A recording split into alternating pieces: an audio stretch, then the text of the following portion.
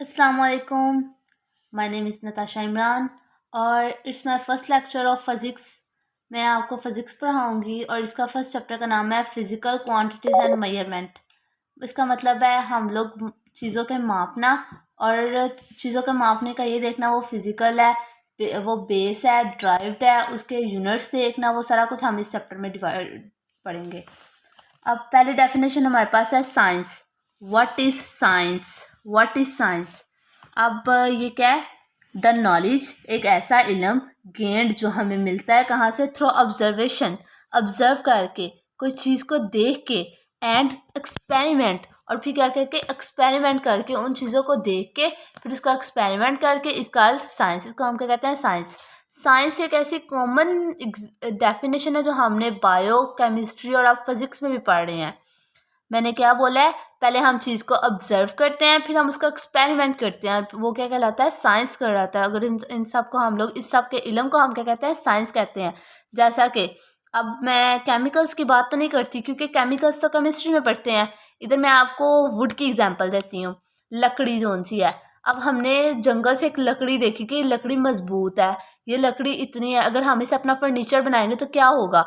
पहले हमने लकड़ी को देखा, फिर हमने उस पर एक्सपेरिमेंट किया, मिलाया, उसको हमने चेयर की फॉर्म दी, बेड की फॉर्म दी, हमने इसको अपने फर्नीचर की फॉर्म दी।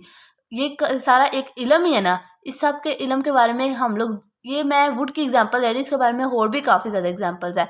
वो हम उसके बारे में इल्म को क्या कहा जाता है? साइंस को कहा जाता है। द वर्ड साइंस कहता है लफ्ज़ जौन सा साइंस वो निकला कहाँ से? ये एमसीक्यूज में पूछा जाता है। What is from which word science is derived? The word science, लफ्ज़ जौन सा साइंस है, इज ड्राइव्ड, वो निकला है फ्रॉम द लैटिन। लैटिन कहता है लतीनी, लतीनी ज़ुबान के लफ्ज़ साइंशिया से। साइंशिया एक लफ्ज़ है लतीनी ज़ुबान का, उससे हमें क्या निकला है? लफ्ज़ साइंस निकला है, जिसका मतलब क्या होता है? इल्म होता है। बट ये भी पूछ सकते हैं एमसीक्यूज में कि साइंस का मीनिंग क्या है? क्या मीनिंग है? नॉलेज है। अब इसके बाद ये नेचुरल फिलोसफी, ये डेफिनेशन तो काफ़ी स्कूल्स में नहीं करवाई जाती बट ये इम्पोर्टेंट है, और ये बोर्ड, ये इस दफ़ा बोर्ड के लिए भी इम्पोर्टेंट है, इस लिहाजा आप इसको नज़रअंदाज ना करें। और इन छोटी छोटी जौन सी, मैं आपको छोटी छोटी डेफिनेशन करवाती हूँ ताकि आप इन डेफिनेशन को याद करें, और ये डेफिनेशन आपके लिए बहुत ज़्यादा फ़ायदेमंद होगी अगर आप इन डेफिनेशन को याद करेंगे। ये छोटी छोटी मैं क्लिप्स इसलिए बनाती हूँ ताकि आप लोग छोटी छोटी हर रोज़ थोड़ा थोड़ा पढ़ लिया करें, ताकि आपको अच्छी तरह याद रहे इसमें क्या बात हुई थी, आपके कॉन्सेप्ट क्लियर हो जाए। कॉन्सेप्ट से भी काफ़ी ज़्यादा बोर्ड में आता है, और इस दफ़ा उन्होंने कहा है कि आपके जो सा फिजिक्स का पेपर होगा वो तो कॉन्सेप्चुअल बनाया जाएगा। अगर आपके कॉन्सेप्ट नहीं क्लियर होंगे तो आप कैसे कॉन्सेप्चुअल पेपर कर सकेंगे? लिहाजा आप इन वीडियोज़ को ज़रूर याद किया करें और इनको देखा करें, इनमें क्या कॉन्सेप्ट बात हुई है कि आपके कॉन्सेप्ट क्लियर हो सकें। लिहाजा अब डेफिनेशन नेचुरल फिलोसफी हम पढ़े थे। नेचुरल फिलोसफी क्या होता है? नॉट अंटिल 18th सेंचुरी, 18वीं सदी से उन्होंने क्या कहा था? वेरियस एस्पेक्ट, मुख्तलिफ एस्पेक्ट, पहलू।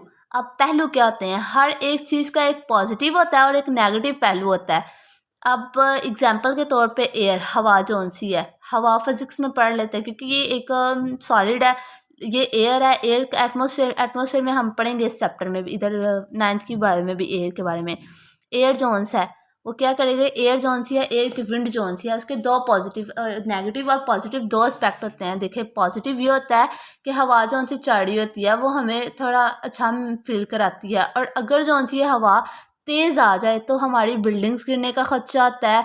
चीज़ काफ़ी मतलब मुल्क में काफ़ी नुकसान होता है, हमारे शहरों में, इलाकों में काफ़ी मतलब नुकसान होता है इसकी वजह से। हर एक चीज़ के दो पहलू होते हैं, पॉजिटिव और नेगेटिव।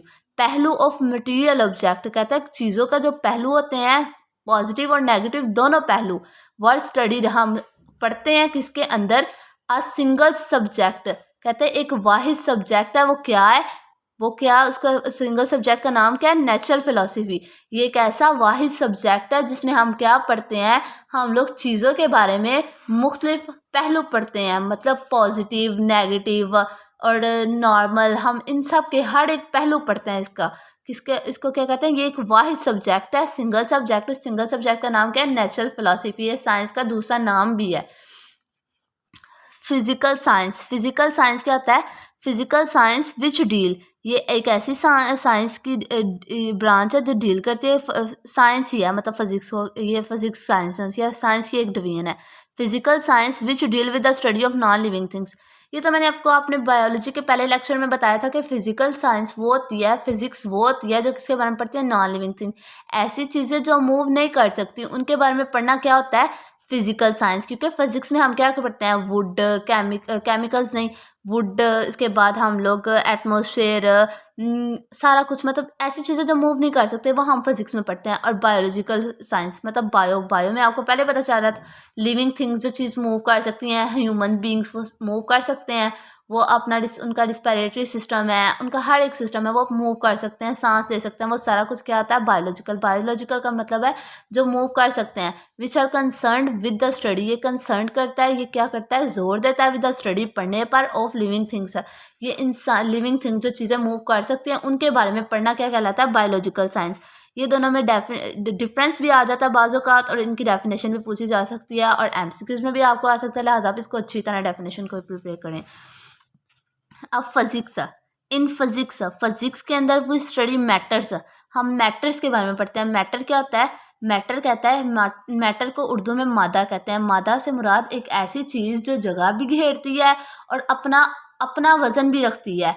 अब आपसे मैं क्वेश्चन करती हूँ, आपने मुझे मेरे इस लेक्चर के जौन सा कमेंट्स है उसमें आपने मुझे बताना है वाटर जौन सा है वो क्या मैटर है कि नहीं है। आपने मुझे इसका आंसर देना है। मैं फिर आपको आगे से रिस्पॉन्स मस्ट करूँगी कि आपने ठीक बताया कि गलत बताया है।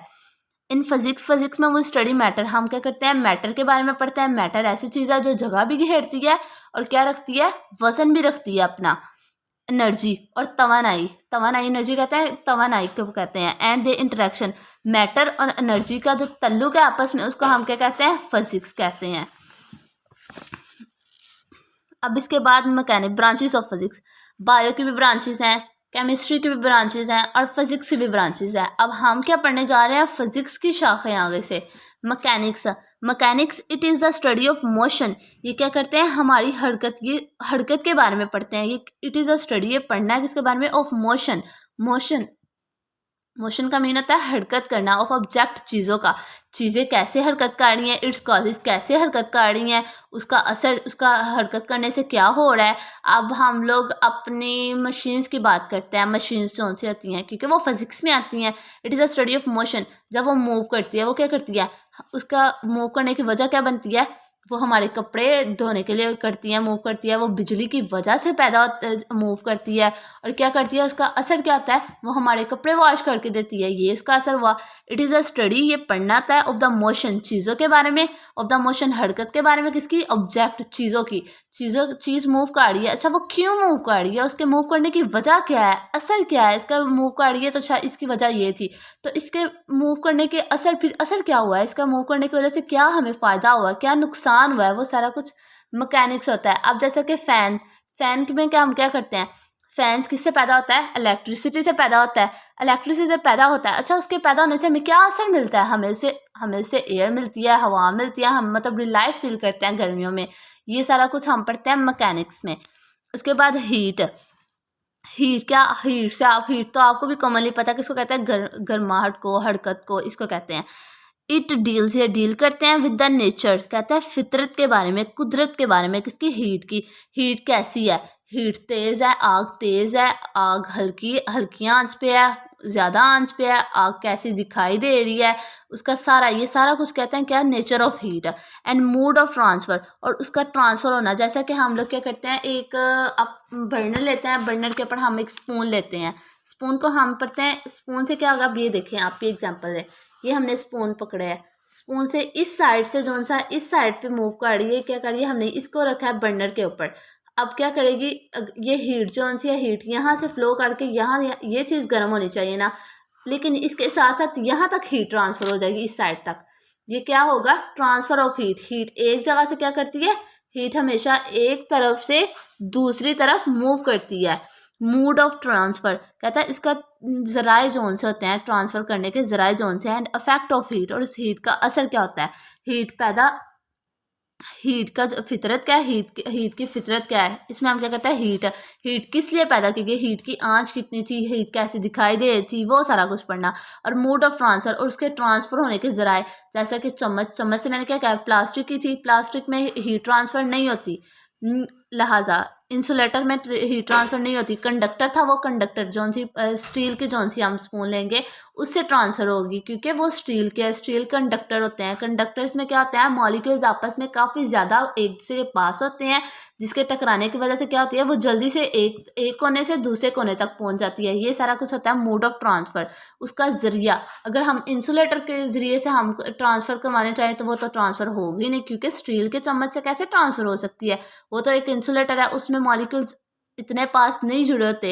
एंड इफेक्ट ऑफ हीट, और उसका असर क्या हो रहा है, उससे हमें क्या मतलब फ़ायदा हो रहा है, क्या नुकसान हो रहा है, वो सारा कुछ पढ़ना। उसके बाद कहते हैं साउंड। साउंड इट डील्स या डील करता है with the physical aspect of sound wave. Physical aspect मुख्तलिफ पहलू किसके, साउंड वेव। मैंने आपको बताया पहलू पॉजिटिव भी होता है, नेगेटिव भी होता है। अगर हम आहिस्ता आवाज़ में अब देखें, अगर कोई इंसान बोलता है तो उसकी जौन सी साउंड वेव्स हैं वो इस फॉर्म में मूव करती हैं। ये उसकी साउंड वेव का मूव करने का क्या है, इस तरह मूव करती है, ये इसका रास्ता है। लेकिन हमें वो दिखाई नहीं देती कि वो इस फॉर्म में मूव कर रही है। हमारे बोलने से अगले इंसान के सुनने तक ये क्या है, ये इस फॉर्म में मूव करती हैं साउंड वेव्स।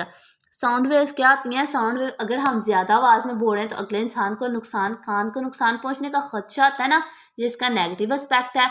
और पॉजिटिव एस्पेक्ट ये है कि हम लोग ऐसा बोलेंगे तो इसका एयर ड्रम भी मतलब प्रोटेक्ट रहेगा, महफूज रहेगा, और इसका हमारी बात भी सुनाई दे देगी। ये हमारे पास पॉजिटिव एस्पेक्ट हो गया। एस्पेक्ट ऑफ साउंड वेव्स का एस्पेक्ट जो सा फिजिकल, उसके बारे में डील करता है। देयर प्रोडक्शन, और साउंड वेव्स पैदा होना क्यों पैदा हो रही है, उसकी खसूसियात, उसकी अशिया के ज़रिए से भी। अब कुछ लोग हैं स्ट्रेटोस्फेयर, हम स्ट्रेटोस्फेयर को क्यों इस्तेमाल करते हैं, हम स्ट्रेटोस्फेयर को इसलिए इस्तेमाल करते हैं क्योंकि उससे हम क्या करते हैं, हार्ट बीट सुनाई देते हैं। वो एक एप्लीकेशन है ना, वो एक चीज़ है ना, चीज़ के जैसे हमने साउंड सुनी है, किसकी सुनी है, अपनी हार्ट बीट की सुनी है। ये कुछ अशिया के ज़रिए, ख़ास अशिया के ज़रिए ख़ास आवाज़ सुनी जाती है, उसके बारे में बात की गई है। उस आवाज़ सुनने की खसूसियात क्यों ख़ास, उसे क्यों सुना गया, वो बात। उसकी प्रोडक्शन, उसकी मतलब प्रोडक्शन, पैदावार कितनी तेज़ थी, कितनी ज़्यादा थी, कितनी हल्की थी, ज़्यादा थी, कम थी, वो सारा कुछ पढ़ना। एंड एस्पेक्ट, और उसका पहलू पढ़ना, वो क्या कहलाता है, साउंड। और थैंक यू सो मच। अगर आपको मेरा लेक्चर अच्छा लगा हो तो आप मुझे सब्सक्राइब कीजिएगा और लाइक्स भी कीजिएगा, और मेरे आंस का ज़रूर क्वेश्चन कीजिए, बताइएगा कि मैंने क्या वाटर क्या मैटर है या नहीं है मैटर, आप मुझे इसका कमेंट में ज़रूर बताइएगा। और बेल आइकन भी दबा दीजिएगा ताकि मेरे आने वाले न्यू वीडियोस आप तक पहुंच सके। Thanks a lot, see you letter.